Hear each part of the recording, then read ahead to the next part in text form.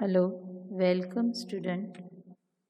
Standard 10th Gujarati Second Language Chapter 16 પ્રાણનો મિત્ર સાહિત્ય પ્રકાર અનુવાદિત વાર્તા લેખક રવિન્દ્રનાથ ટાગોર અનુવાદક પ્રસાદ બ્રહ્મભટ્ટ લેખક પરિચય નામ રવિન્દ્રનાથ દેવેન્દ્રનાથ ટાગોર જન્મ 7/5/1861 અવસાન 7/8/1941 જન્મસ્થળ કોલકાતા લેખક સર્જન વાર્તાઓ પોસ્ટમાસ્તર નષ્ટનીડ કાબુલીવાલા ક્ષુધિત પાષાણ દીદી કાવ્ય સંગ્રહો માનસી ચૈતાલી ચિત્રા બલાકા અને ગીતાંજલિ જે ખાસ નોંધ લેવા જેવું કાવ્ય સંગ્રહ છે કે ગીતાંજલિ કાવ્ય સંગ્રહ માટે તેમને વિશ્વવિખ્યાત નોબેલ પારિતોષિક પ્રાપ્ત થયું હતું. તમને એવો ક્વેશ્ચન પણ પૂછી શકે કે રવિન્દ્રનાથ ટાગોરના કયા કાવ્ય સંગ્રહને નોબેલ પારિતોષિક મળ્યું અથવા તો નોબેલ પારિતોષિક કયા કાવ્ય સંગ્રહને મળ્યું તો ગીતાંજલિ એ યાદ રાખવાનું. નવલકથાઓ ઘરે બાહિરે અને ગોરા. પાઠ પરિચય આપણે જોશું તો આ પાઠનું અનુવાદ પ્રસાદ બ્રહ્મભટ્ટે કર્યું છે.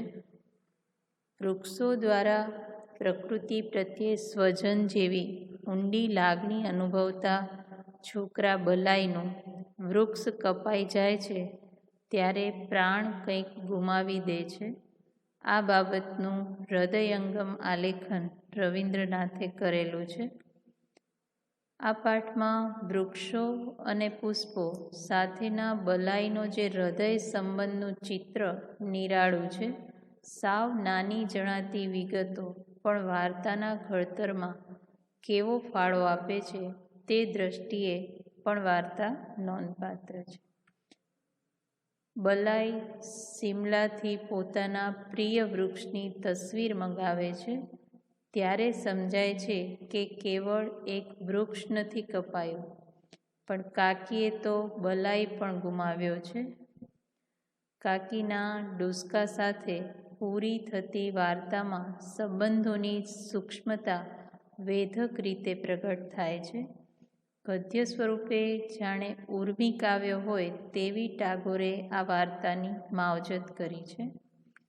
આપણે વાર્તા જોશું. જો વાર્તાની શરૂઆત એ કંઈક એના કાકાના મગજમાં સંસ્મરણ થતું હોય એમ છે બલાઈ માટે, અને એને બલાઈનો પ્રકૃતિ પ્રેમ કેવો છે એ શરૂઆતના પેરેગ્રાફથી ખબર પડે છે કે વરસાદ સરસ ઝીણો ઝીણો પડતો હતો અને તેમાં બલાઈ છે એનું આખું શરીર વરસાદનો અવાજ સાંભળતું હોય એવું લાગતું હતું. અગાસીમાં સાંજનો તડકો હતો અને ઉઘાડા ડીલે એ પોતે ફરતો હતો અને સમસ્ત આકાશને જાણે પોતે ભેગું કરતો હોય એવી રીતે બેઠા બેઠા મનથી જાણે પ્રકૃતિ સાથે વાતો કરતો હોય એવું દ્રશ્ય કાકાને યાદ આવે છે એ બેઠા છે ત્યારે. અને ત્યાર પછી એને બલાઈની બધી વાતો યાદ આવે છે કે બલાઈ કેવો પ્રકૃતિનો પ્રેમી છોકરો હતો. તો એક વખત જો બલાઈ વિશે તમને પહેલાં પરિચય આપી દઉં કે આ બલાઈના કાકા છે એને આ બધી વાત યાદ આવે છે અને બલાઈ પોતે નાનો એવો હતો ત્યારે એની માતા ગુજરી ગઈ અને એના કાકા કાકીને કોઈ સંતાન નહોતું એટલે એ કાકા કાકીની સાથે ઉછર્યો, પણ નાનપણથી જ એને ખૂબ પ્રકૃતિ પ્રેમ છે. હવે કાકીને બલાઈ ખૂબ જ પ્રિય છે અને બલાઈ પ્રકૃતિનો પ્રેમી છે. એટલે આ પાઠમાં બલાઈને પ્રકૃતિ પ્રત્યે કેટલી લાગણી છે એ દર્શાવવામાં આવી છે. તો કાકા એ સ્મરણ કરે છે અને ત્યાર પછી કાકાને બીજું એવું પણ સ્મરણ આવે છે કે એકવાર હું તેને પહાડ ઉપર લઈ ગયો હતો. એના ઘરની બાજુમાં જ લીલું ભરાવદાર ઘાસ અને એક પહાડનો ઢોળાવ હતો. તો ત્યાં લઈ ગયેલા આમ છેક તળેટી સુધી એટલે કે નીચે સુધી ઘાસ પથરાયેલું હતું. આ જોઈને બલાઈ ખૂબ પ્રસન્ન થઈ ગયો અને એને તો એમ થયું કે જાણે ઘાસનો આ મોટો પુંજ છે, મિલકત હોય એમ. પોતે એમાં ગબડવાની રમત કરવા માંડ્યો અને પોતે ઢોળાવમાં ગબડે પણ છે અને ઘાસના તણખલા જે ગળામાં એને સ્પર્શ કરે ગબડતા ગબડતા, એનાથી એને ગલીપચી થાય અને એ ખડખડાટ હસે છે. એટલે પ્રકૃતિ સાથે એને ખૂબ આત્મીયતા હતી. કોઈ ફૂલ તોડતું ને તો એ પણ બલાઈને ગમતું નહીં, એટલી એને પ્રકૃતિ પ્રિય. પણ કોઈની પાસે પોતાની લાગણીનો કશો અર્થ નથી એવું એને મનમાં લાગતું હતું. એ સમજતો હતો એટલે પોતાનું દુઃખ છે ને એ છુપાવવાનો પ્રયાસ કરતો હતો. હવે તેની ઉંમરના બાળકો હોય, બલાઈની ઉંમરના, એ લોકો તો શું પથરા ફેંકી અને ઝાડ ઉપરથી કાતરા પાડતા. પણ આવું જ્યારે કરે ત્યારે બલાઈ છે એ કાંઈ બોલી ન શકતો અને ત્યાંથી મોં ફેરવી અને પોતે ચાલ્યો જતો. અને જે દિવસે મજૂરો ઘાસ કાપવા આવે એ દિવસ તો બલાઈને એમ થતું કે એનો સૌથી વધુ દુઃખનો દિવસ બનતો. કેમ કે એણે પ્રકૃતિને બહુ ઝીણી રીતે, આમ એકદમ સૂક્ષ્મ રીતે નિરીક્ષણ કર્યું હતું. તો એ પોતે ઘાસની ભીતર એટલે કે ઘાસની પાછળ પણ એણે જોયું હતું કે કેટલી નાનકડી નાનકડી લતાઓ એટલે વેલો, અંદર સરસ જાંબલી, પીળા અને કેટલાય અનામી કે જેના આપણને નામ ખબર ન હોય એવા ફૂલો, અને પક્ષીએ ખાધેલી જે લીંબોળી હોય એ લીંબોળી જમીનમાંથી પછી નવો ફણગો અંકુર ફૂટ્યો હોય, આવું બધું એણે પોતે જોયેલું. અને આ બધી વસ્તુ જ્યારે ઘાસ કાપવાવાળા આવે તો એ લોકોના હાથનું દાંતરડું એવું નિષ્ઠુર હોય કે એ બધું જ કપાઈ જાય. એટલે એની ફરિયાદ કોઈ સાંભળતું નહીં, પણ બલાઈનું આ સૂક્ષ્મ નિરીક્ષણ એને બહુ દુઃખ દેતું. જે દિવસે ઘાસ કાપવા આવે એ બલાઈનો સૌથી મોટો દુઃખનો દિવસ લાગતો. ક્યારેક ક્યારેક તો એ પોતે એના કાકીના ખોળામાં આવીને બેસતો અને એને ગળે પડીને કે પેલા મજૂરોને કહો ને મારા આ વૃક્ષો ન કાપે. એટલે કાકી કહેતા કે બલાઈ તું કેવી વાત કરસ, આ તો જંગલ છે, આ બધું સાફ કર્યા વિના કેમ ચાલે, જો ન કરીએ તો આ વધારે ને વધારે ઘાસ વધતું જાય. એટલે બલાઈને ઘણા દિવસથી એ પોતે સમજી ગયો હતો કે હવે પોતાનું જે દુઃખ છે એ એવું છે કે એણે સંપૂર્ણપણે એકલા જ સહેવાનું છે. કારણ કે ચારે બાજુના માણસો ઉપર આ પ્રકૃતિના પ્રેમની કોઈ અસર થતી નથી. એક દિવસ સવારે એના કાકા છે એ ધ્યાનપૂર્વક છાપું વાંચતા હતા. એના કાકાને એમ થાય છે કે એ વખતે બલાઈ છે એને બગીચામાં ખેંચી ગયો અને એક જગ્યાએ નાનો એવો છોડ ઉગ્યો હતો. એ બતાવીને પૂછે છે કે કાકા આ કયું વૃક્ષ છે? એટલે કાકાએ જોયું અને એ સીમડાનું વૃક્ષ હતું અને અંકુર બગીચાના રસ્તાની વચમાં જ ફૂટી નીકળ્યું હતું. હવે કાકાનું ધ્યાન જો એને પ્રકૃતિ પ્રત્યે એટલો પ્રેમ નથી, એટલે એને તરત જ એવું થયું કે આ તો રસ્તાની બરાબર વચ્ચે ફૂટ્યું છે. એટલે કાકા કહે છે કે આ જાણે બલાઈએ સૌથી મોટી ભૂલ કરી હોય એવું મને લાગ્યું કે એનું પ્રથમ અંકુર ફૂટ્યું તેવું જ બલાઈની નજર એના ઉપર પડી અને તે દરરોજ એને સરસ પાણી પાતો, એની માવજત કરતો. સવાર સાંજ એ છોડ કેટલો વધ્યો એ પણ ખૂબ વ્યાકુળતાથી એની તપાસ કરતો. અને એ સીમડાનું વૃક્ષ તો કેવું બહુ ઝડપથી ઉગે, જેમ જેમ વૃક્ષ ઉગે એમ બલાઈનો ઉત્સાહ પણ ખૂબ વધવા લાગ્યો અને એને એટલો ગમવા લાગ્યો એ છોડ કે જ્યારે એ 2 હાથ થયો ત્યારે તો એની પર્ણ સમૃદ્ધિ એટલે કે એના પાંદડા પણ ઘણા બધા આવ્યા અને એક અદ્ભુત વૃક્ષ જેવું એ લાગવા માંડ્યું. બલાઈએ પોતે જે કલ્પના કરી હતી એ કલ્પનાથી પણ એ આભો બની જાય એવી સરસ આની પર્ણસૃષ્ટિઓ થઈ હતી. એટલે કાકાએ પાછું કીધું કે માળીને કહેવું પડશે કે એને ઉખાડીને ફેંકી દે, કારણ કે કાકાના ધ્યાનમાં શું આવ્યું હતું કે આ રસ્તાની વચ્ચે છે. પણ બલાઈને તો એ વૃક્ષ બહુ જ ગમતું હતું. એટલે બલાઈ તો ચમકી ઉઠ્યો અને આવી ભયાનક વાત બોલે એટલે તરત જ, ના કાકા, તમારા પગે પડું, આને ઉખેડશો નહીં, કારણ કે એને એ વૃક્ષ બહુ જ ગમતું હતું. એટલે કાકાએ કીધું, તું શું બોલસ, કે તને કાંઈ ભાન છે કે આ એકદમ રસ્તાની વચ્ચોવચ્ચ ઉગ્યું છે, મોટું થશે અને ચારે બાજુ ઘટા ફેલાવશે તો પરેશાન કરી મૂકશે. પણ એ વખતે બલાઈનું કંઈ ઉપજ્યું નહીં. એમ થયું કે આ બલાઈ પાસે કાકાનું કાંઈ ઉપજ્યું નહીં, અને બલાઈ હતો એ નમાયો, એટલે કે મા વગરનો છોકરો હતો, એ કાકી પાસે ગયો અને કાકીને ગળે પડીને ધ્રુસકે ધ્રુસકે રોવા લાગ્યો કે કાકી, કાકાને કહો મારું આ વૃક્ષ ન કાપે, ઝાડ ન કાપે, તેનો યોગ્ય ઉપાય કરવાનો. એટલે કાકીએ ના પાડી કે ભાઈ રહેવા દો ને, શું કામ કાપો છો, એનું ઝાડ રહેવા દેજો. એટલે ત્યારે તો ઝાડ બચી ગયું, અને એનો ખ્યાલ પણ કદાચ જો બલાઈએ એને બતાવ્યું ન હોત વૃક્ષ કાકાને, તો કાકાને ન આવત. પણ જેવા અંકુર ફૂટ્યા બલાઈએ કાકાને બતાવ્યું, ત્યારથી કાકાને આ વૃક્ષ છે એ ખટકતું હતું કે આ વૃક્ષ બરાબર રસ્તાની વચ્ચે થયું છે. હવે તો એ રોજ રોજ એના કાકાના આંખમાં આવે કે આ તો જો કેટલું મોટું થતું જાય છે, કેટલું મોટું થતું જાય છે. અને બલાઈને તો એ વૃક્ષ સૌથી વધુ એના પ્રત્યે લાગણી હતી. કાકાએ સમજાવી પણ જોયું કે ભાઈ આ ખોટી જગ્યાએ ઊભું છે, બહુ લાંબુ પહોળું થશે, તું માન કે એને આપણે કાપી નાખીએ અને એના બદલે હું તને ગુલાબના સુંદર છોડ લાવી આપીશ, એવો ને એવો બીજો સીમડો પસંદ કરીને લાવી આપીશ, તને જ્યાં રોપવો હોય ત્યાં હું રોપાવી દઈશ, સુંદર લાગશે. પણ કાપવાનું નામ આવે એટલે બલાઈ છે એને ગમે નહીં, એ ફફડી ઉઠે ને કાકીને કહે એટલે કાકી પાછા કહે કે રહેવા દો ને, એવું શું ખરાબ લાગે છે. એટલે પાછું એ ઝાડ રહી જાય.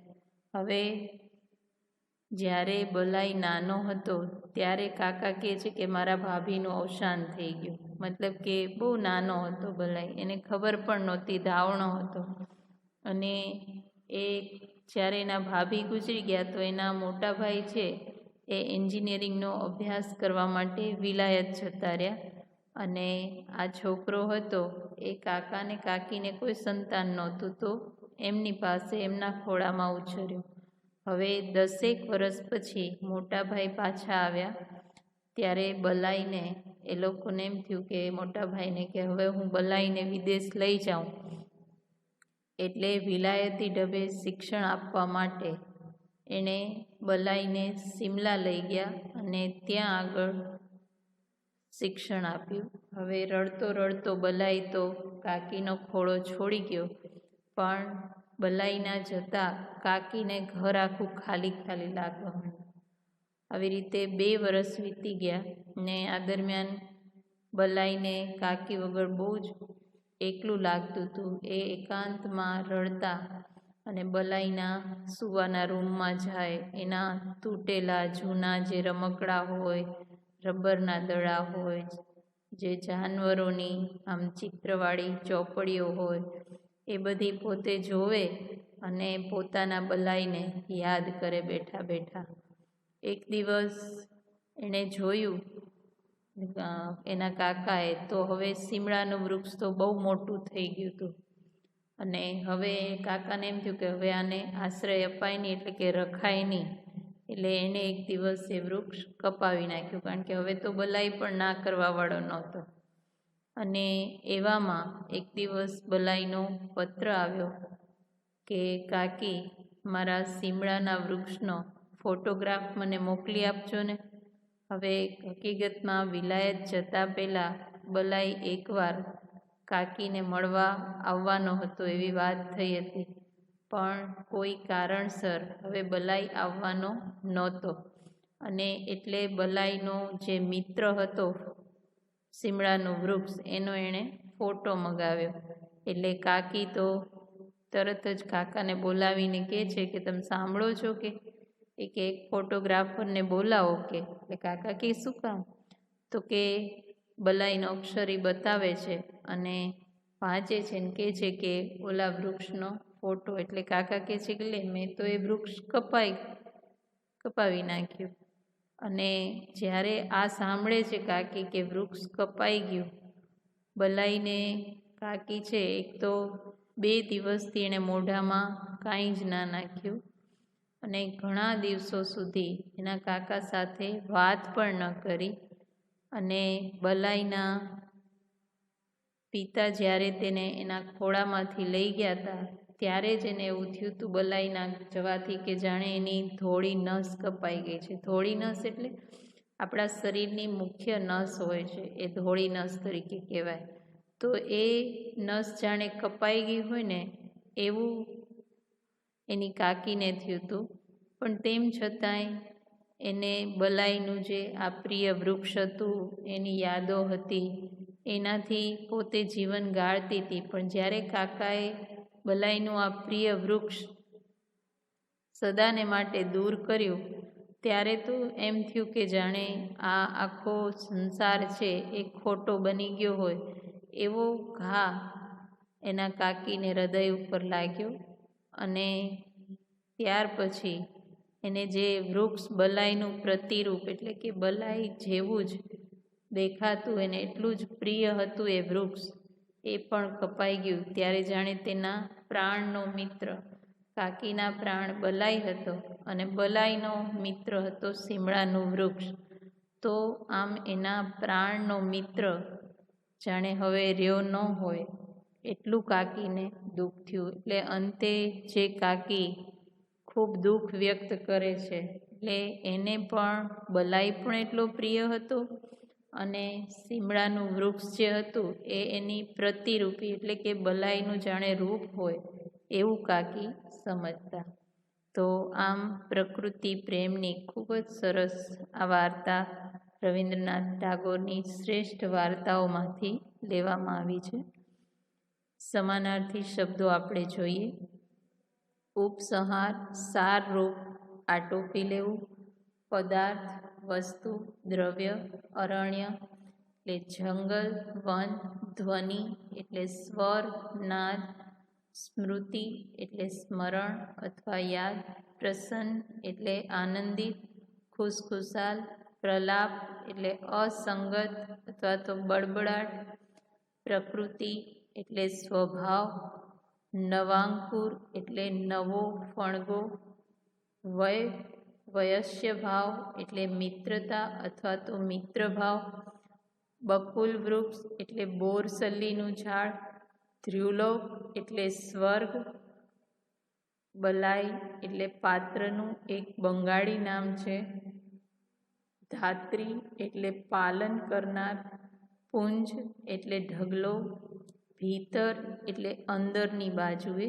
વિરોધી શબ્દ ભીતર તો બહાર, નિષ્ઠુર તો દયાળુ, જન્મ તો મરણ, ધ્યાન તો બેધ્યાન. અને રૂઢિપ્રયોગ લાગી આવવું એટલે દુઃખ થવું.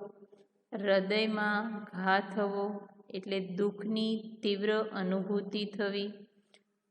શબ્દ સમૂહ માટે એક શબ્દ કાયમ મુસાફરી કરનાર તો ચીરપથિક, જેમાં સમયની મર્યાદા ન હોય તેવું. નિરવધિ અથવા તો અનંત. સમાન ગુણ લક્ષણ હોવાપણું એટલે પ્રતિરૂપ. નીચેના પ્રશ્નો સાથે આપેલા વિકલ્પોમાંથી સાચો વિકલ્પ પસંદ કરી ખરાની નિશાની કરો. પહેલું, પ્રાણનો મિત્ર વાર્તા આપણને શેની માવજત માટે જાગૃત કરે છે? તો આન્સર આવશે સી, પર્યાવરણની. બીજું, બલાઈને સૌથી વધુ આકર્ષણ કયા વૃક્ષનું હતું? તો આન્સર આવશે સી, સીમડો. ને બલાઈને ઉછેરીને કોણે મોટો કર્યો હતો? તો આન્સર આવશે સી, કાકીએ. Thank you.